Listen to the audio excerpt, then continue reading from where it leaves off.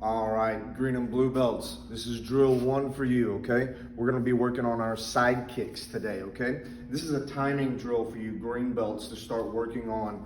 When do I side kick?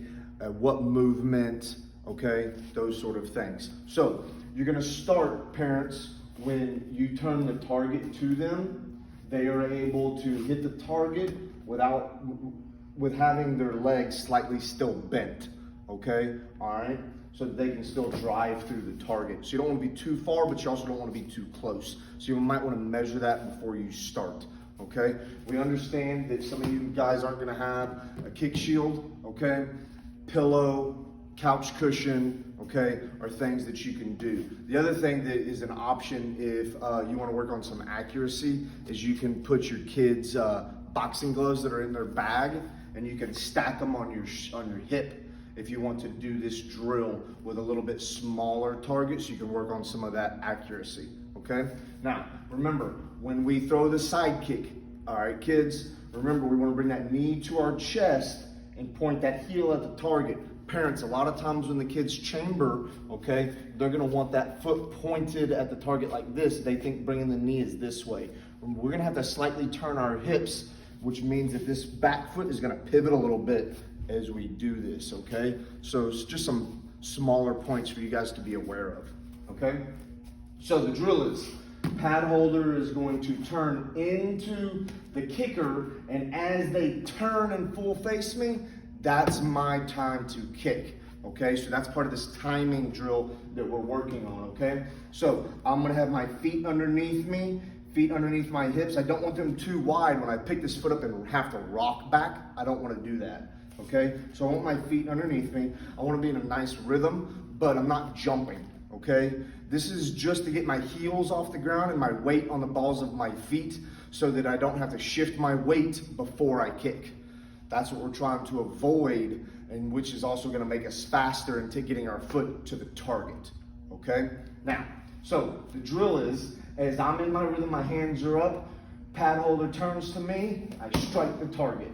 Okay, one strong side kick, okay?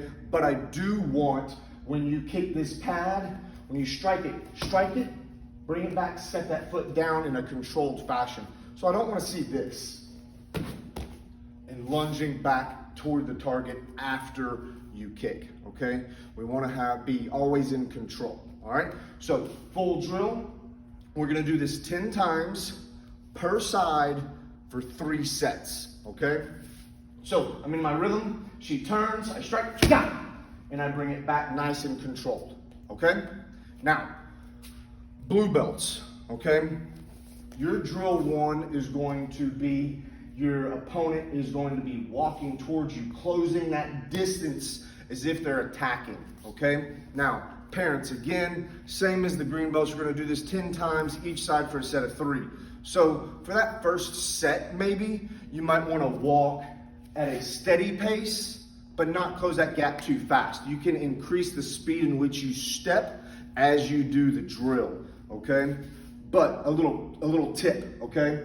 When you're attacking the kicker, don't go so slow that the timing gets messed up.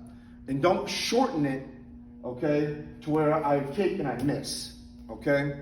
So when you step, I want you to step into the distance where if you stopped, you're too close for them to kick. All right, so that gives them a feeling of actually being attacked, where they actually have to time you correctly so that they hit you at the premium distance. Not too late, not too early, okay?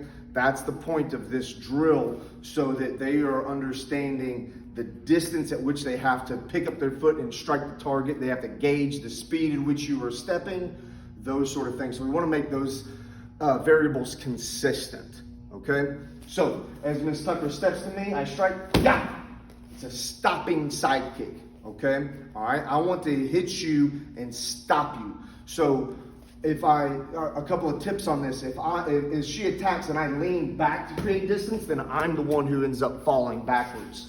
That's not what we want, okay? I want to be kind of meeting my body with her body as she steps to close that distance, okay? so that my kick has power going forward. If my body weight is going away from the target, I'm gonna have no power, okay?